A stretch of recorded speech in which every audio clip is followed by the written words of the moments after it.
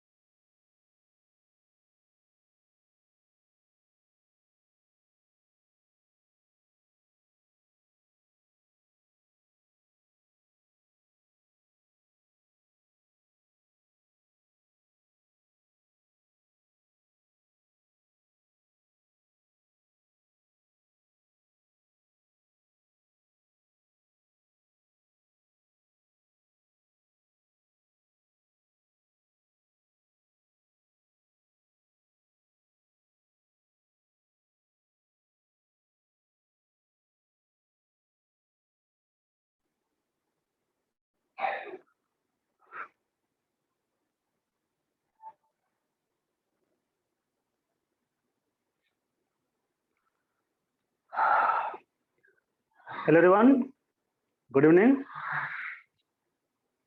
और बच्चे लोग कैसे हो? सब ठीक ठाक?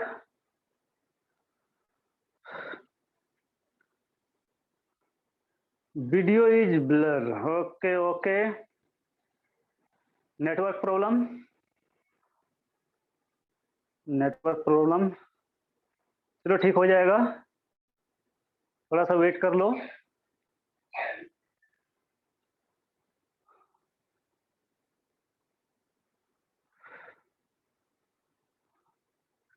या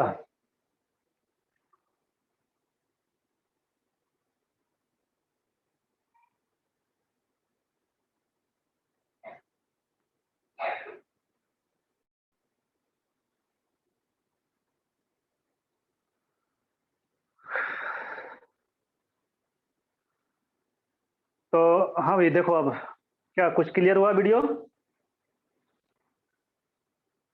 वीडियो कुछ क्लियर हुआ क्या? नहीं?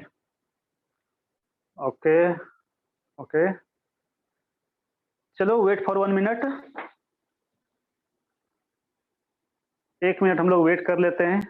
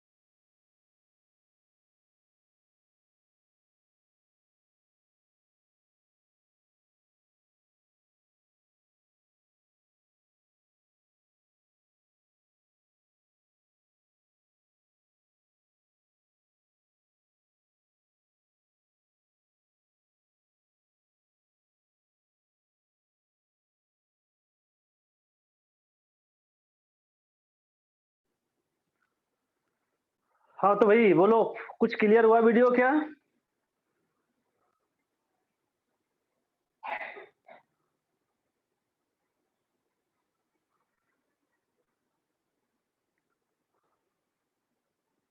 चलो तो फिर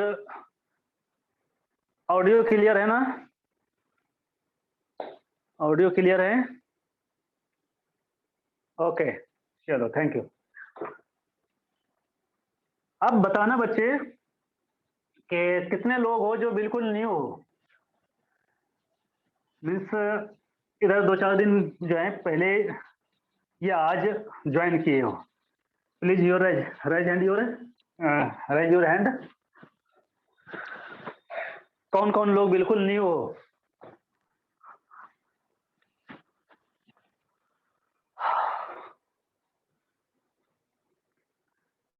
अच्छा, पीयूष और कोई? अच्छा, विनीता, हर्ष, चंदन, ओके। तो और कोई है जो बिल्कुल न्यू है? लक्ष्य,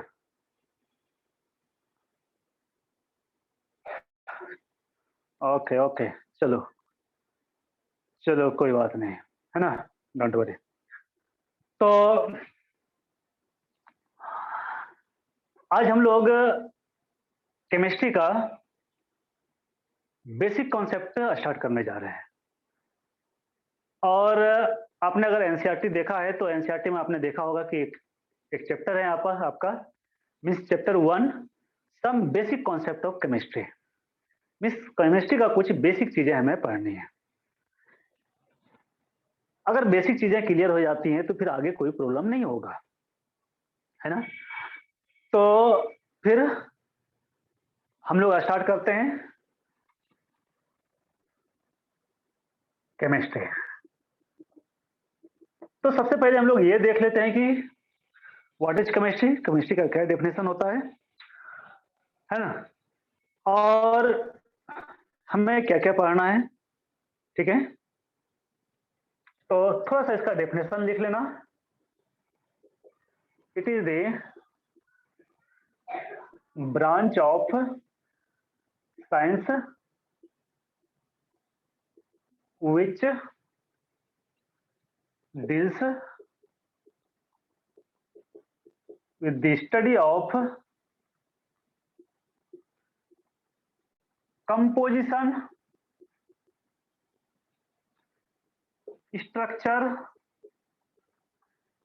and properties of matter।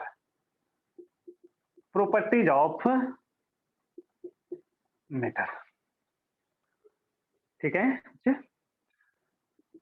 तो हमें केमिस्ट्री में क्या क्या स्टडी करना है? तो हमें स्टडी करना है कंपोजिशन, मैटर का कंपोजिशन, मैटर कैसे बना है, उसका स्ट्रक्चर और उसका प्रॉपर्टीज। अब अगर हम लोग प्रॉपर्टीज की बात करें तो प्रॉपर्टीज में there are two types of properties of matter.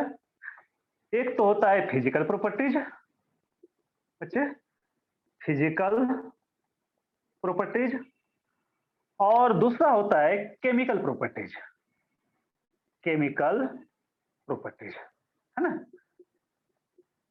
Physical properties में हम लोग क्या स्टडी करते हैं? तो फिजिकल प्रॉपर्टीज में हमें स्टडी करते हैं melting point, boiling point, density, viscosity, surface tension, है ना, ठीक है, और भी कुछ पैरामीटर्स, ये फिजिकल प्रॉपर्टीज में हम लोग स्टडी करते हैं। केमिकल प्रॉपर्टीज में हम लोग केमिकल रिएक्शंस को स्टडी करते हैं, ठीक है। बाकी मैटर क्या होता है? मैटर आप क्लास 8 से ही पढ़, गुड इवनिंग आयुष्मान, तो मैटर आप क्लास 8 क्लास 7 से ही पढ़ते आ रहे हो। एनीथिंग विच जो है ऑक्युपाइज स्पेस एंड कंसिस्ट मास, जिसके पास स्पेस हो, सॉरी, जो स्पेस ऑक्युपाई करता है, जिसके पास मास होता है, उसको हम लोग मैटर कहते हैं। चलो मैटर हम लोग डिटेल से पढ़ेंगे, है ना। मैटर का हम लोग दो क्लासिफिकेशन पढ़ेंगे, फिजिकल क्लासिफिकेशन और केमिकल क्लासिफिकेशन, तो इसको हम लोग डिटेल से पढ़ेंगे। उसके पहले थोड़ा सा हम लोग यूनिट के बारे में जान लें कि यूनिट क्या होता है, उसका हम लोग कन्वर्जन कैसे करेंगे, ठीक है, और कुछ बेसिक पैरामीटर्स यूनिट का। ओके, तो इसका डेफिनेशन आप लिख लो।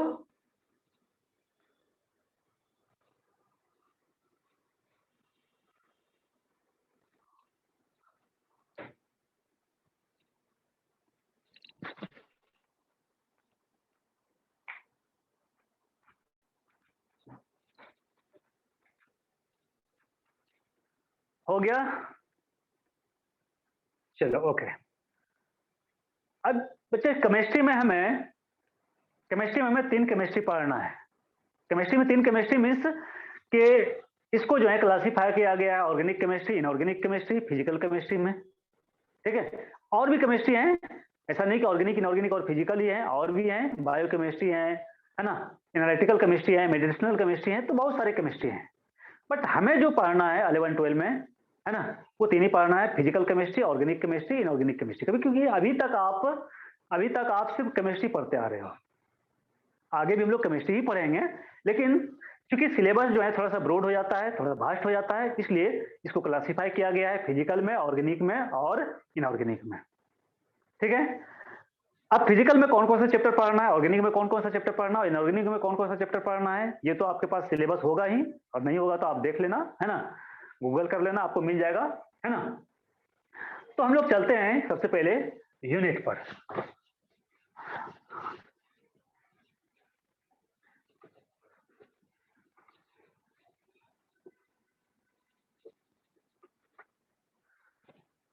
तो अब हम लोग यूनिट की अगर बात करें बच्चे, तो आप जानते हो कि यूनिट जो है ये तीन टाइप का होता है। एक होता है एसआई यूनिट, जिसको हम लोग इंटरनेशनल सिस्टम ऑफ यूनिट कहते हैं, दूसरा होता है सीजीएस यूनिट, है ना, सीजीएस यूनिट, और तीसरा होता है एमकेएस यूनिट। तो इसकी जरूरत हमें बहुत कम पड़ती है, अब ना के बराबर पड़ती है, ठीक है। तो नहीं, sorry, FPS unit, F P और एस यूनिट, ठीक है।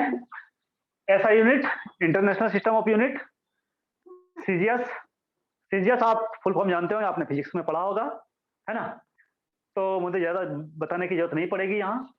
सेंटीमीटर, ग्राम, सेकेंड, और इधर फुट, पाउंड और सेकेंड, है ना। तो पाउंड वगैरह तो बहुत कम चलता है, लेकिन अभी भी हम लोग केक जाते हैं, है ना, बेकरी में जाते हैं केक खरीदने, तो अभी हमें पाउंड के हिसाब से ही मिलता है ना। आपने कभी केक खरीदा होगा, और खरीदा ही होगा, है ना, तो आपको पाउंड में मिला होगा, 1 पाउंड, 2 पाउंड, 3 पाउंड, है ना, का केक मिला होगा। तो ज्यादा अब यूज नहीं है फुट का जो है, या पाउंड का, या जो है ज्यादा यूज नहीं, सेकेंड तो है ही, ठीक है। अब हम लोग थोड़ा सा एसआई यूनिट का देख लेते हैं। सीजीएस यूनिट और एफपीएस यूनिट हमें नहीं पढ़ना है, थोड़ा सा हमें एसआई यूनिट के बारे में देखना है, ठीक।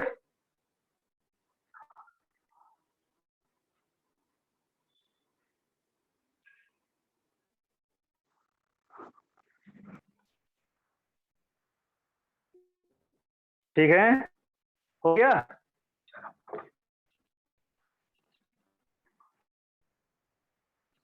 तो SI यूनिट, और बच्चे आपको ऑलरेडी पता होगा कि SI यूनिट टोटल जो है कितने होते हैं, 7 SI यूनिट होता है ना। ये कितने होता है, तो 7 SI यूनिट्स होता है। ठीक, कौन कौन सा, तो length, mass, time, temperature, amount of substance, electric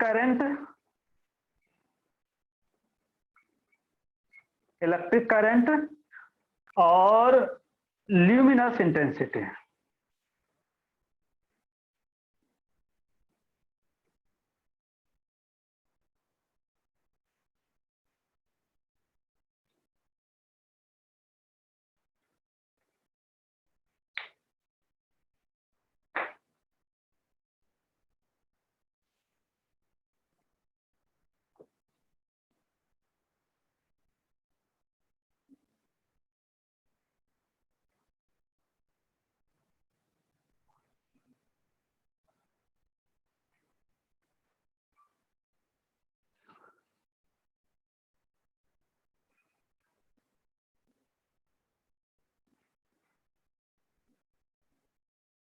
ठीक है, तो लेंथ का जो है ऐसा यूनिट क्या होता है, तो मीटर, मास किलोग्राम, और time second, temperature kelvin, amount of substance mole, sorry, electric current ampere, और ल्यूमिनस इंटेंसिटी कैंडला। ओके, और ये सारी चीज आपने पढ़ा होगा बच्चे लोग क्लास 11th में, सॉरी फिजिक्स में। अब कहोगे सर ये सब पढ़ने की क्या जरूरत पड़ गई हम लोग को, तो जरूरत है बच्चे, है ना। जरूरत इसलिए है कि केमिस्ट्री में आपको सिर्फ मीटर की ही जरूरत नहीं पड़ेगी, मीन्स कहो तो मीटर की जरूरत आपको बहुत कम पड़ेगी, है ना, क्योंकि chemistry is the science of atom and molecules. Chemistry जो है ये एटम और मोलिक्यूल्स का साइंस है। ठीक, और एटम और मोलिक्यूल्स इतने छोटे होते हैं कि उसको हम लोग बड़े यूनिट से मेजर नहीं कर सकते हैं। हम लोग किलोग्राम से मेजर नहीं कर सकते, हम लोग मीटर से मेजर नहीं कर सकते हैं, है ना। तो उसके लिए हमें क्या चाहिए, बहुत छोटे छोटे यूनिट चाहिए उसको मेजर करने के लिए, है ना। इसीलिए हम लोग बहुत सारे यूनिट्स का यहाँ स्टडी करेंगे लेंथ में, डेसीमीटर, सेंटीमीटर, मिलीमीटर, माइक्रोमीटर, है ना, नैनोमीटर, पिकोमीटर, एंगस्ट्रॉन, ये सारे यूनिट की आपको जरूरत पड़ेगी। तो ये सारे यूनिट आपको आना चाहिए, और आपका इसका इंटर कन्वर्जन भी आना चाहिए। आप इसको कैसे कन्वर्ट करोगे, आपको अगर कहे कि भाई आप बताओ कि 1 मिलीमीटर इक्वल टू कितना एंगस्ट्रॉन होगा, तो शायद आपको दिक्कत हो सकती है। 1 एंगस्ट्रॉन इक्वल टू कितने सेंटीमीटर, 1 एंगस्ट्रॉन इक्वल टू कितना मीटर होता है, ये तो आप बता दोगे। लेकिन मैं पूछूं कि आप बताओ कि 1 एंगस्ट्रॉन इक्वल टू कितना नैनोमीटर होगा, तो फिर आपको दिक्कत हो सकती है। और ये सारी चीजें बच्चे आपको आनी चाहिए, है ना, क्योंकि जैसे ही आप न्यूमेरिकल शुरू करोगे। ओके, क्या प्रॉब्लम है भाई, क्या प्रॉब्लम है, बोर्ड ब्लर हो रहा है, 1 minute.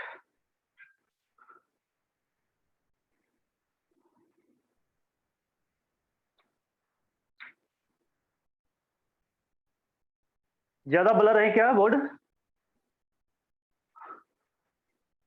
Okay okay okay. Light की प्रॉब्लम नहीं है भाई, लाइट की प्रॉब्लम नहीं है, ये नेटवर्क की प्रॉब्लम है, मैं देखता हूँ। ठीक है, मैं वाईफाई से कनेक्ट करता हूँ, 1 मिनट आप वेट करो। ठीक है, अभी मैंने जस्ट क्लास लिया है, क्लास 12 का, उसमें कोई प्रॉब्लम नहीं हुई थी, बहुत स्मूथली क्लास हुई है। ठीक है, तो अभी थोड़ा नेटवर्क का प्रॉब्लम आ गया, तो मैं इसको कोशिश करता हूँ। ठीक है, 1 मिनट।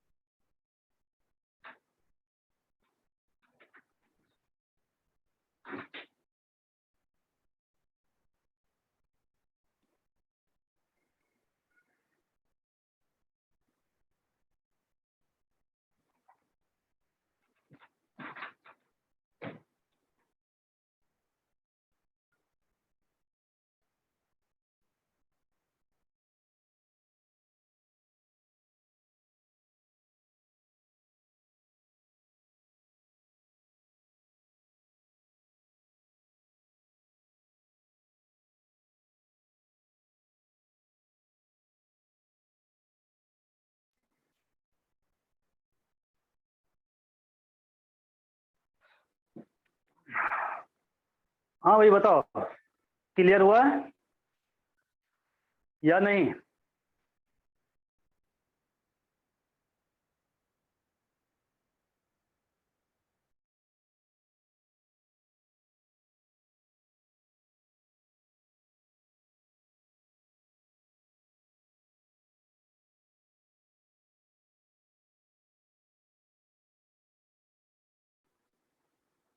हाँ भाई बोलो, क्या वीडियो क्लियर है?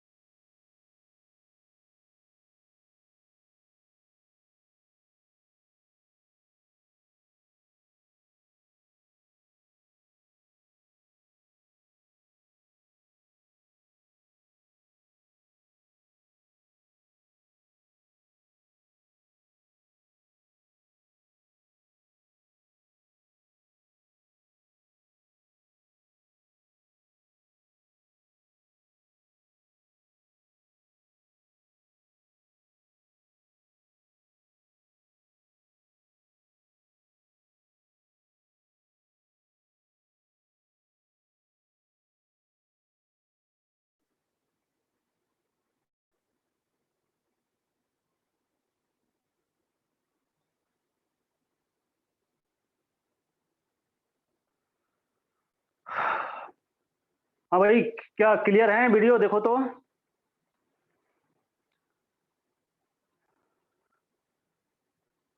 क्या वीडियो क्लियर है? ओके ओके, चलो फिर स्टार्ट करें। चलो, तो मैं ये कह रहा था बच्चे कि जो है, चलो थोड़ा सा नेटवर्क नेटवर्क का इशू हो सकता है आज, है ना? तो चलो कोई बात नहीं, फर्स्ट क्लास है ना? तो मैं कह रहा था कि बहुत सारे यूनिट की आपको जरूरत पड़ेगी, है ना? आपको सेंटी का, आपको मिलीमीटर का, आपको माइक्रोमीटर का, आपको नैनोमीटर का, आपको एंगस्ट्रॉन का, ये सारी यूनिट की आपको जरूरत पड़ेगी। तो ये सारी चीज आपको रखना पड़ेगा ध्यान में। उसके बाद फिर आता है मास, किलोग्राम। किलोग्राम की आपको जरूरत कम पड़ेगी, आपको ग्राम, मिलीग्राम, माइक्रोग्राम, नैनोग्राम, ये सब की ज्यादा जरूरत पड़ेगी। सेकेंड, टाइम, सेकेंड ये ठीक है। टेम्परेचर, टेम्परेचर हम लोग जानते हैं कि there are 3 scales to measure the temperature. Temperature को मेजर करने के लिए 3 स्केल्स होता है। कौन कौन? तो kelvin, degree Celsius and Fahrenheit. Okay, तो ये तीनों आपको आना चाहिए, और तीनों को एक दूसरे में कैसे कन्वर्ट करेंगे, मीन्स डिग्री सेल्सियस को केल्विन में कैसे कन्वर्ट करेंगे, केल्विन को डिग्री सेल्सियस में कैसे कन्वर्ट करेंगे, उसी तरह से डिग्री जो है सेल्सियस को फ़ारेनहाइट में कैसे चेंज करेंगे, फ़ारेनहाइट को फिर डिग्री सेल्सियस में कैसे चेंज करेंगे, और फिर केल्विन को फ़ारेनहाइट और फ़ारेनहाइट को डिग्री सेल्सियस जो है केल्विन में कैसे चेंज करेंगे, है ना? ये आपको आना चाहिए। एसआई यूनिट, टेम्परेचर का एसआई यूनिट ये तो केल्विन होता है, ये आपको पता है। उसके बाद में आती हैं यानी मोल, मीन्स की अमाउंट ऑफ सब्सटेंस, और अमाउंट ऑफ सब्सटेंस का यूनिट क्या होता है? तो मोल। तो मोल तो एक टॉपिक ही है हमारा, मीन्स एक चैप्टर ही है मोल कॉन्सेप्ट, उसको हम लोग पढ़ेंगे, डिटेल में पढ़ेंगे। नेक्स्ट है इलेक्ट्रिक करंट और ल्यूमिनस इंटेंसिटी। ल्यूमिनस इंटेंसिटी की जो है जरूरत आपको केमिस्ट्री में नहीं पढ़ने वाली है, ठीक है? ल्यूमिनस इंटेंसिटी मीन्स कैंडला जिसकी यूनिट होती है, उसकी जरूरत आपको केमिस्ट्री में नहीं पढ़ने वाली है। बात रही इलेक्ट्रिक करंट की, तो इलेक्ट्रिक करंट की जरूरत आपको 11th में नहीं पड़ेगी, 12 में थोड़ी बहुत आपको जरूरत पड़ेगी। जब लोग इलेक्ट्रोकेमिस्ट्री पढ़ेंगे तो वहां आपको इलेक्ट्रिक करंट की जरूरत पड़ेगी, ठीक है? तो पहले हम लोग बच्चे देख लेते हैं, थोड़ा सा लेंथ का यूनिट देख लेते हैं, यूनिट और उसका कन्वर्जन। उसके बाद हम लोग थोड़ा सा किलोग्राम का देख लेते हैं, सेकेंड का देख लेते हैं, और जो है फिर हम लोग केल्विन यानी टेम्परेचर का देख लेते हैं, ठीक? तो इसको नोट कर लो, पहले नोट कर लिया आपने?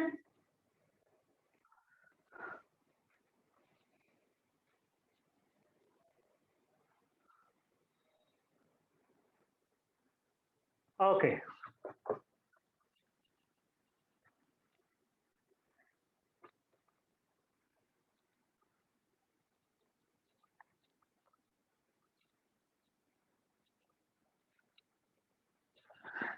चलो। तो अब लेंथ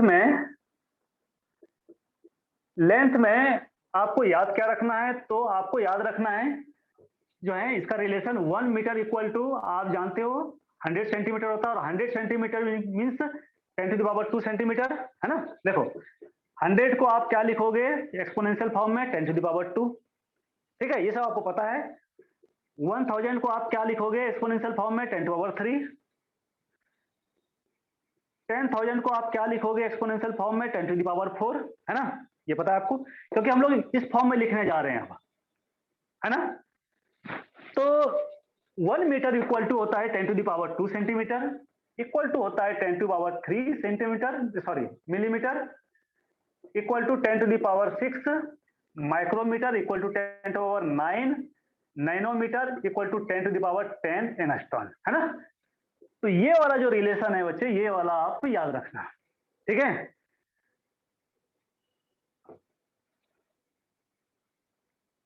जैसे मैं आपको अगर एक दो क्वेश्चन दो यहां कि भाई आप बताओ कि 1 nanometre equal to what millimetre, 1 nanometre equal to कितना मिलीमीटर होगा, है ना? Question number 2, 1 millimetre equal to what centimetre, 1 millimetre equal to कितना सेंटीमीटर होगा? 3, 1 micrometre equal to what angstrom, 4, 1 angstrom equal to what centimetre, है ना? तो ये आपको आना चाहिए। आप कैसे कन्वर्ट करोगे 1 नैनोमीटर को मिलीमीटर में, आप कैसे कन्वर्ट करोगे, या 1 मिलीमीटर को सेंटीमीटर में कैसे कन्वर्ट करोगे, 1 माइक्रोमीटर इक्वल टू 1 जो है 1 माइक्रोमीटर इक्वल को आप एंगस्ट्रॉन में कैसे कन्वर्ट करोगे, 1 एंगस्ट्रॉन को सेंटीमीटर में आप कैसे कन्वर्ट करोगे, है ना? तो ये सारी चीजें आपको आनी चाहिए। चलो मैं एक बता दे रहा हूं, फिर बाकी आप कर लेना, ठीक है?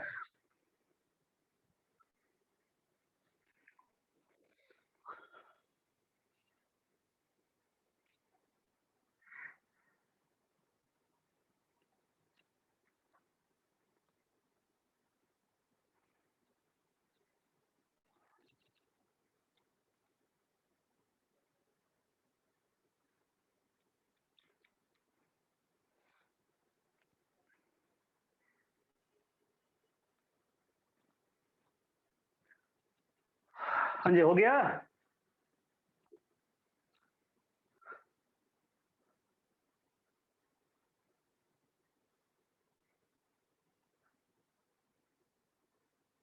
चलो, तो देखो, मैं एक आपको बता दे रहा हूँ, जैसे 1 नैनोमीटर इक्वल टू कितना मिलीमीटर होगा बच्चे? देखो कैसे करोगे आप। तो आप ये वाला रिलेशन याद रखना, इस रिलेशन से आपका सारा जो है सॉल्व हो जाएगा मिस, है ना? आपको, है ना, किसी भी यूनिट से किसी भी यूनिट में आपको कन्वर्ट करना है तो आप इस रिलेशन से कर सकते हो। हमें 1 नैनोमीटर इक्वल टू करना है, 1 nanometre equal to what millimetre. Nanometre किधर है? देखो तो इधर है नैनोमीटर। मिलीमीटर किधर है? इधर है मिलीमीटर। तो देखो, आप इस रिलेशन से देखो कि 10 to the power 9 nanometre equal to कितना है? 10 टू द पावर 3 मिलीमीटर, है ना? है कि नहीं है? 10 to the power 9 nanometre equal to कितना है? 10 टू पावर 3 मिलीमीटर, है ना? बट आपको निकालना है कितना? 1 नैनोमीटर इक्वल टू। तो आप ऐसा कर सकते हो ना, 10 टू पावर, है ना, यूनिटरी मेथड से 10 to the power 9 nanometre equal to 10 to power 3 millimetre हो गया, तो भाई 1 नैनोमीटर इक्वल टू कितना हो गया? तो यूनिटरी मेथड से कितना हो जाएगा? 10 टू द पावर 3 और अपॉन 10 टू द पावर 9 आई इंटू 1 हो जाएगा ना? देख लो, मैं फिर से एक बार रिपीट कर रहा हूं, 10 to the power 9 nanometre equal to 10 to power 3 millimetre, 10 to power 9 nanometre equal to 10 to power 3 millimetre. तो 1 नैनोमीटर इक्वल टू व्हाट? तो 10 to power 3 upon 10 to power 9 into 1। इसको कैंसिल आउट करोगे, 3 3 कैंसिल होगा तो बचेगा कितना बच्चे? तो 1 upon 10 to the power 6 into 1। तो ये क्या होगा? 10 टू पावर 6 ऊपर जाएगा तो क्या हो जाएगा? 10 टू पावर माइनस 6 हो जाएगा ना? तो क्या हो गया देखो, तो 1 नैनोमीटर इक्वल टू हो गया कितना? 10 टू पावर माइनस 6 मिलीमीटर, है ना? तो ये जो इंटर कन्वर्जन है यूनिट का, ये आना चाहिए आपको, है ना? तो बाकी क्वेश्चन आप कर लेना, बहुत इजी है ना?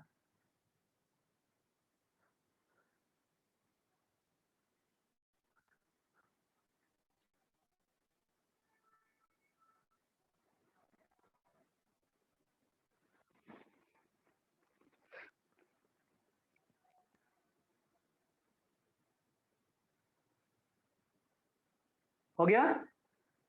ठीक है बच्चे लोग, कर लोगे अब? हो जाएगा ना?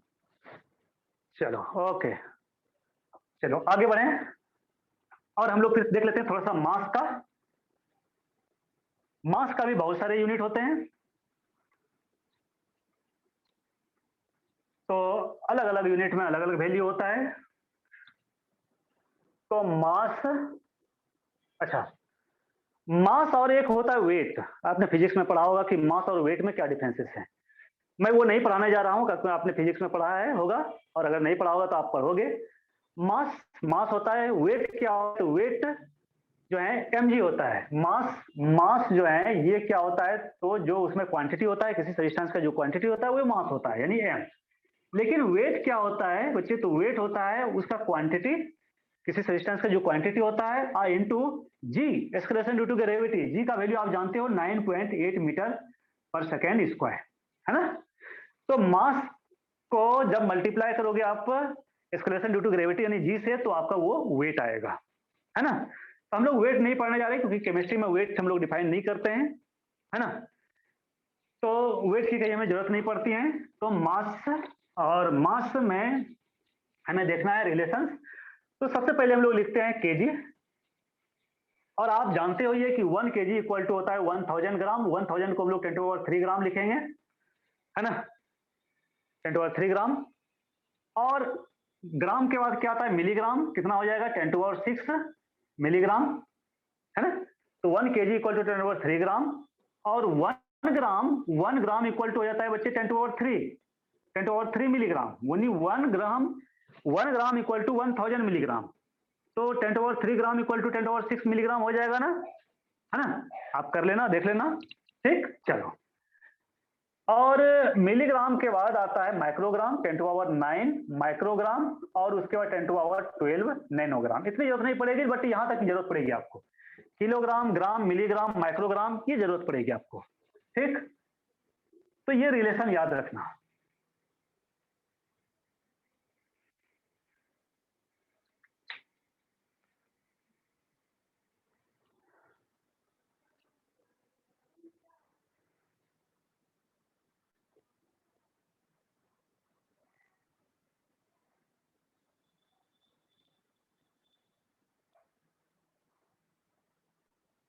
हो गया। चलो, तो इसमें भी 2-4 क्वेश्चन मैं दे रहा हूं आपको, कर लेना। 1 milligram equal to what nanogram, 1 milligram equal to what kilogram, 1 gram equal to what microgram, four 1 microgram equal to what milligram. ठीक है, माइक्रो माइक्रो म्यू, ये म्यू, इसको हम लोग बोलते हैं म्यू बच्चे।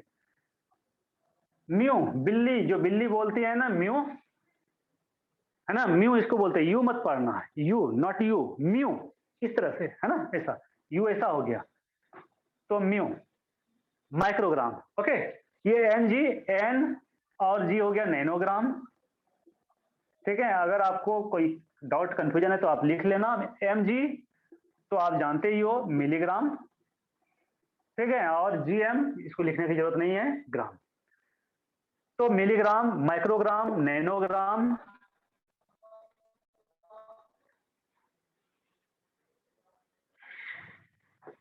चलो आप इसको कर लोगे ना, कि मुझे बताना पड़ेगा?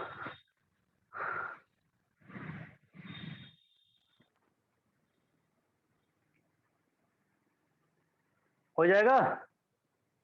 चलो ओके, वेरी गुड। चलो ठीक है, कर लेना, कर ही लेना इसको, आपको ये आना चाहिए, ये सब, है ना, ये आपको कन्वर्जन आना चाहिए। क्योंकि आप जब न्यूमेरिकल शुरू स्टार्ट करोगे तो न्यूमेरिकल्स में इस तरह कन्वर्जन आपको आएगा, है ना, दिस इज द पार्ट, है ना, ऑफ न्यूमेरिकल। ये न्यूमेरिकल्स का एक पार्ट होगा, छोटा सा पार्ट होगा। अगर आपको इसमें दिक्कत हो जाएगी तो आप न्यूमेरिकल कैसे करोगे?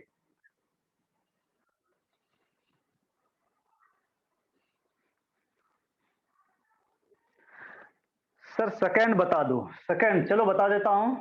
देखो, देखो यहाँ क्या है, सेकंड वाले में क्या है, तो 1 milligram equal to what KG. 1 milligram equal to कितना केजी है? तो देखो, किसमें आपको रिलेशन निकालना है, मिलीग्राम और केजी में। तो हम लोग आते हैं इस रिलेशन में। कहाँ है मिलीग्राम भाई? ये है मिलीग्राम, और ये है केजी। तो आप देख लो, आपको पूछ रहा है कि 1 मिलीग्राम इक्वल टू कितना केजी होगा, तो आप यहां से देखो कि 10⁻6 मिलीग्राम इक्वल टू कितना केजी हो रहा है? 1 केजी हो रहा है ना। देखो, 10⁻6 मिलीग्राम इक्वल टू 1 केजी हो रहा है ना। बट आपको निकालना है कितना में, 1 मिलीग्राम में।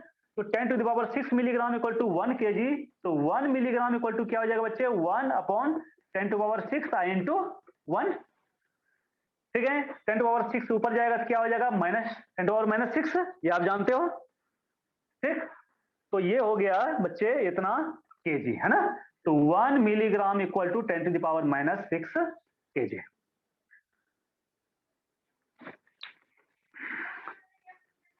क्लियर?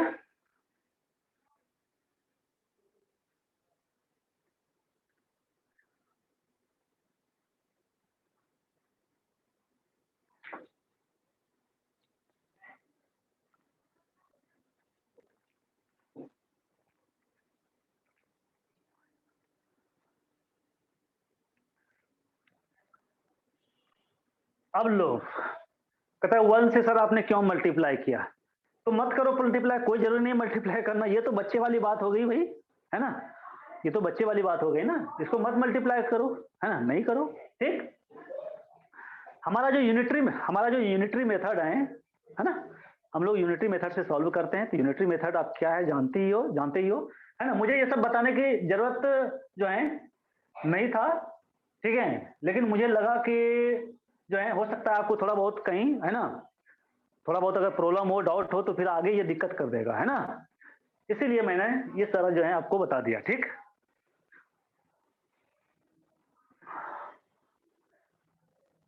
तो लेंथ हो गया, मास हो गया, टाइम का तो आप जानते ही हो, सेकेंड, मिनट, आवर कैसे चेंज करना है ना, ये सारी चीजें आपको आती ही हैं, ये बताने की जरूरत नहीं है। 1 मिनट से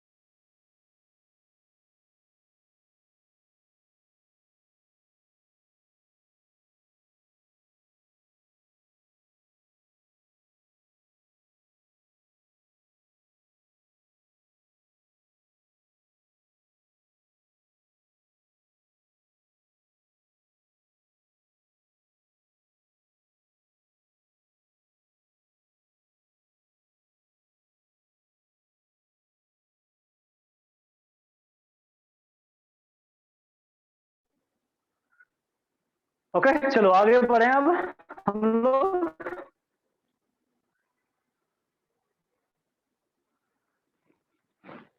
चलो आगे बढ़ते हैं। और टाइम, मैंने कहा टाइम, और टाइम आप जानते ही हो, इसको बताने की जरूरत नहीं है। चलो नेक्स्ट, टेम्परेचर हम लोग थोड़ा सा देख लेते हैं, है ना, क्योंकि आपको आना चाहिए, जैसा मैंने कहा कि चेंज करने है ना, डिग्री सेल्सियस को केल्विन में, केल्विन को फ़ारेनहाइट में आपको आना चाहिए। तो तीसरा आप हेडिंग देना, थर्ड नहीं ये 4 है, टेम्परेचर। और टेम्परेचर लिखना कि देयर आर 3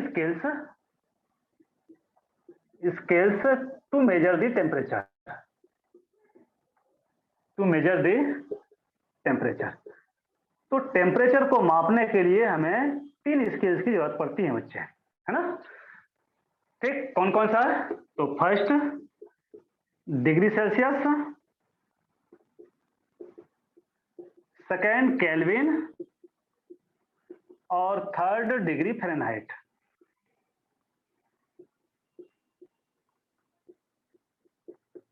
डिग्री फ़ारेनहाइट, है ना। तो degree Celsius, Kelvin and degree Fahrenheit. ठीक, ये 3 यूनिट।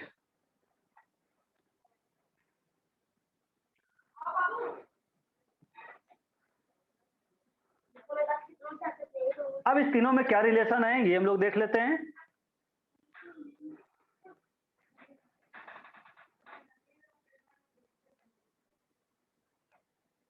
हो गया? हो जाए तो यस नो बोलना भाई।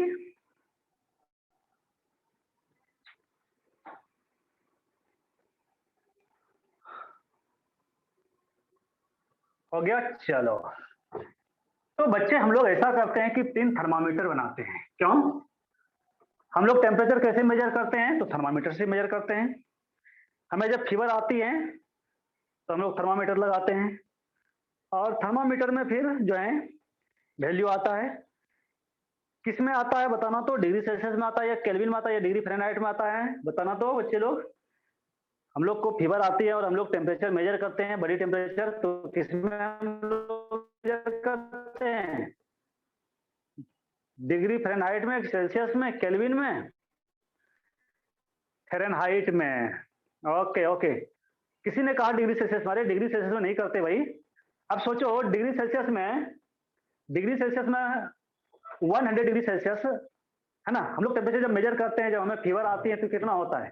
98 से ज्यादा होता है, 99 होता है, 100 होता है, 101, 101 होता है, 102 होता है ना, ऐसा होता है। अब सोचो कि 100 डिग्री सेल्सियस अगर टेम्परेचर हमारे बॉडी का हो जाए, है ना, तो क्या होगा? सोच सकते हो ना। 100 डिग्री सेल्सियस अगर हमारे बॉडी का टेम्परेचर हो जाए तो क्या होगा? कोई टच भी नहीं कर पाएगा आपको, है ना, कोई टच भी नहीं कर पाएगा। नहीं, हाँ, सही कहा पीयूष ने, है ना, इवापोरेशन शुरू हो जाएगा हम लोगों का। ठीक है, तो आप जानते हो 100 डिग्री सेल्सियस इज, है ना, boiling point of water. Water का बॉइलिंग पॉइंट होता है। जब वाटर बॉयल करता है, क्या आप उसको टच कर पाते हो? जरा एक दिन देखना तो करके पता चल जाएगा, है ना। इसलिए हम लोग, वो डिग्री सेल्सियस में नहीं होता है बच्चे लोग, है ना। तो डिग्री सेल्सियस में नहीं होता है, वो किस में होता है? तो फ़ारेनहाइट में होता है, डिग्री फ़ारेनहाइट में, है ना। तो चलो हम लोग ऐसा करते हैं, 3 थर्मामीटर जो है बनाते हैं, और उसमें देखते हैं रिलेशन तीनों का। तो एक हो गया, ये दूसरा हो गया, एंड वन मोर, है ना, ये 3 हो गया। ठीक है, अब देखो हम लोग स्टार्ट करते हैं। चलो हम लोग एक को ले लेते हैं, इसको ले लेते हैं डिग्री सेल्सियस। डिग्री सेल्सियस, इसको ले लेते हैं केल्विन, और इसको ले लेते हैं हम लोग डिग्री फ़ारेनहाइट। डिग्री फ़ारेनहाइट, ठीक है बच्चे। डिग्री सेल्सियस, केल्विन और डिग्री फ़ारेनहाइट। देखो, जब डिग्री सेल्सियस में 0 डिग्री सेल्सियस होता है तो उस समय केल्विन में कितने होता है? 273 केल्विन होता है। नहीं, मीन्स आप कह सकते हो 0 degree Celsius equal to 273 Kelvin, और डिग्री फ़ारेनहाइट में कितना होता है बच्चे? तो डिग्री फ़ारेनहाइट में होता है 32 डिग्री फ़ारेनहाइट, है ना? मीन्स 32 डिग्री फ़ारेनहाइट ये होता है। दिख रहा है ऊपर? 1 मिनट, ठीक है?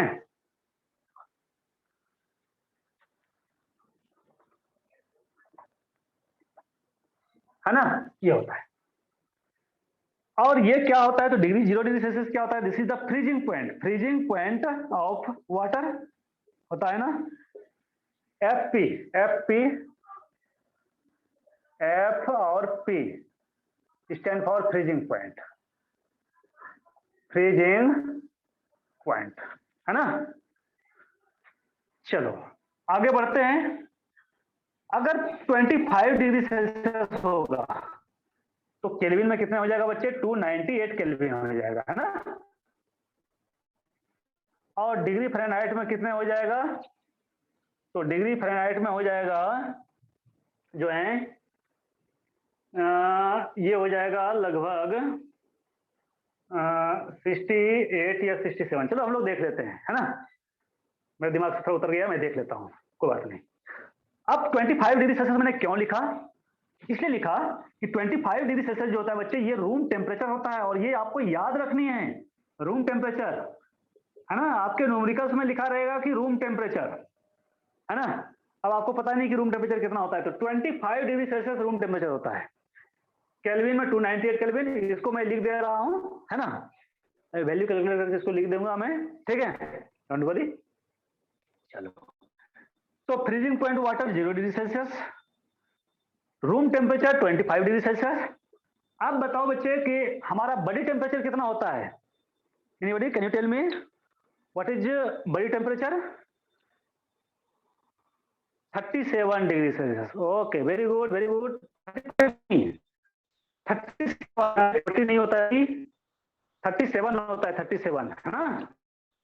37 डिग्री, 37 डिग्री ये होता है बॉडी टेम्परेचर। केल्विन में करोगे तो ये हो जाएगा 310 केल्विन, है ना? ये थोड़ा सिंपल होता है इस दोनों का रिलेशन, तो मैंने डायरेक्ट ऐड कर देता हूं, है ना?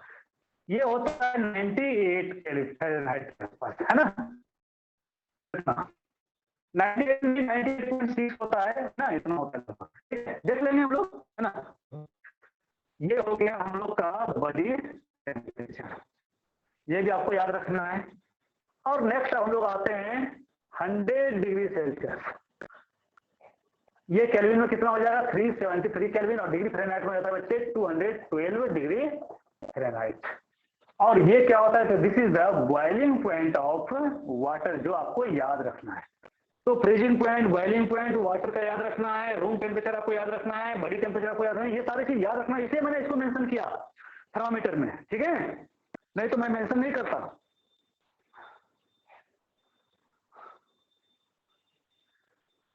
फिर वॉइस क्रैक होने लगा भाई, चलो देखता हूं, अगर नहीं तो मैं छोड़ दूंगा आज, है ना? देख लो, अगर ज्यादा प्रॉब्लम होगी तो छोड़ दूंगा।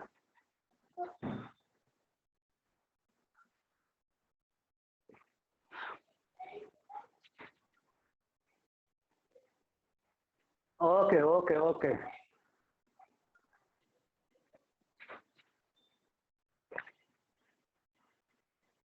ओके भाई, ओके, आपके I understand. Body temperature kelvin में कितना है? तो बॉडी टेम्परेचर केल्विन में है, कहाँ चला गया? 310 केल्विन, 310 केल्विन, 310 310 310 केल्विन।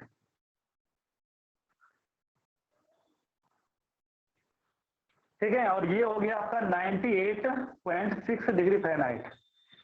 इसे ये थोड़ा सा मैं हम लोग देख लेंगे कैलकुलेशन करके। ओके ओके, चलो कोई बात नहीं, कोई बात नहीं। तो ऐसा करते हम लोग, 1 मिनट वेट कर, है ना?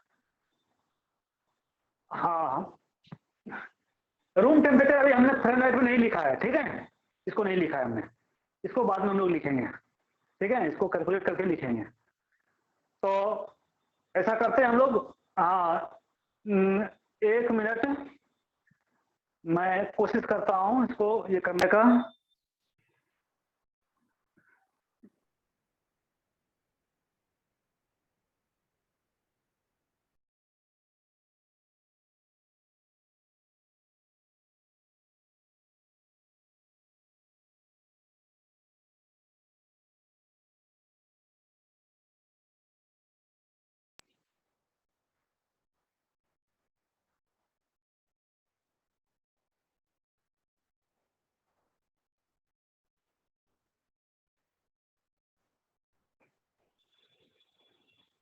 हाँ भाई बोलो,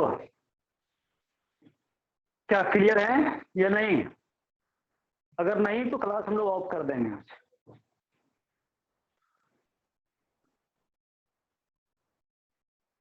ओके ओके, तो फिर ठीक है बच्चे, तो ऐसा करते हैं हम लोग आज क्लास जो है एंड करते हैं यहीं, ठीक है?